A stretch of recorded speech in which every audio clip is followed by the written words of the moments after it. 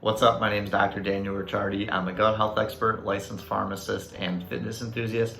I help clients resolve bloating, gas, and other digestive issues so they can look and feel their best. I wanted to fill you in on a little experiment I've been doing on myself for the past 60 days to see what would happen, if anything. As of today, when I'm filming this, which is March 8th, 2023, I have completely given up all alcohol for the past 60 days, which is the first time that this has ever happened since I was in college trying to sneak alcohol back into the dorms. When I started doing this, I was not doing so from the standpoint of I'm gonna make a video from doing this. It was more just something I've been contemplating for a while and wanted to see what would happen. Before I start this video, I'm not making this to try to persuade you to stop drinking alcohol also. I'm only doing this to share an experience that I had and wanted to tell you about it. So the three reasons I've been contemplating stopping drinking. The first is negative physical effects. I probably don't need to explain this too much to you. Being hungover is probably the worst feeling in the world. That type of heavy drinking, for me, it's been out of the picture for a long time now. I'm kind of more somebody that would have 1 to 2 drinks a couple times per week. Occasionally, if I get into a routine more than once or twice a week. For the adult male, that is within the official recommended amount, which is, to the best of my knowledge, no more than 2 alcoholic beverages per day. For women, it's supposed to be, I think, 1 alcoholic beverage per day. But even having 1 to 2 drinks per day, a few times per week, I've kind of been suspicious that my workouts maybe aren't as productive as they could be. Maybe my sleep wasn't as good. So I just wanted to try to find out a little bit more of how this may be affecting me. I've also noticed that on weeks where I am consuming more alcohol, my physique just kind of doesn't look as good. And I think part of the reason to this is alcohol, I've noticed sometimes can make me feel a little bit bloated. The second reason is negative mental effects. And you may already be aware of some of these. However, I don't feel like they're as talked about as the negative physical effects. Sometimes if I have those 1 to 2 drinks, I feel fine the next day. I'm able to do everything I normally would, able to be productive, etc. Other days though, I feel like I definitely have some brain fog, lacking motivation, lacking energy, and even can have a little bit of anxiety, which may stem from the fact that I know I'm not being productive, I know I don't have energy, and I know I'm not getting the stuff done that I want to get done. The third reason is probably gonna surprise you because it's very uncommon, but I just don't like the taste of any alcohol. Beer, cocktails, wine, I don't like any of them. I never thought to myself, you know what would really be great right now? A drink. I've never thought that. If you're my friend or have gotten to know me, you're probably laughing at that right now because you know it is 100% true. I often have to be persuaded to drink, and when I do, it is, well, done reluctantly, which I don't think should be the case for anybody to do. You should, because you're choosing to do that. With that said, I do love the social aspect of sharing a drink with people and just the general energy that it brings to the situation. But to the best of my knowledge, I've never consumed an alcoholic beverage when it was just me by myself in my house or apartment. There's always been other people involved, and it's kind of that social setting and energy was related to it. So these are my 3 main reasons. It may seem like a pretty odd time for me to be starting doing this, as I've been traveling to South America and Central America for the past 3.5 months, and you could definitely argue that by cutting out alcohol, you're missing out on some of the social experience, some of the travel experience. But I don't actually enjoy alcohol, so this actually hasn't been too much of a difficulty for me. Back in December when I was in Argentina, I was having 1 to 2 drinks a night, whether it be a glass of red wine or a cocktail. So I was doing that most days of the week, and I noticed it was really starting to take a toll on me. So for that reason, in January, I kind of felt like it was the right time to begin doing this. Anyways, here's what's happened for me in terms of the 3 reasons that I mentioned previously. 1, in terms of negative physical effects, I honestly wouldn't say that my workouts have been much better. In December, I made a goal to squat 315 pounds without a weightlifting belt by March 1st. I was actually not able to do that. So in terms of strength, I haven't made like significant progress since I've cut out alcohol. There may be other variables, such as the fact that I've been traveling to a lot of different cities and a lot of different countries over the past 3.5 months. If I had a more set routine, I may be making some more progress. I have noticed that I basically never feel bloated now, which kind of already was the case before, but now that I've stopped drinking, it's almost literally not at all. So in terms of physique, you could argue there's been physique improvements, not from the standpoint that I've lost body fat or anything, but just from the standpoint that being bloated makes you look like you have more body fat, so something to take into consideration. The second one, in terms of mental effects, this has probably been the best one of all. I've had zero brain fog. I've been incredibly productive, and as a result, my business has really benefited from making this change. Basically, I was able to be more consistent, dedicated, motivated every day, and I've noticed a difference with this. The third, in terms of social situations, this was the area I was perhaps most worried about. Am I still gonna have a good time if I'm not drinking any alcohol? But over these 60 days, it was reinforced that nobody really cares what you do in terms of what you're drinking.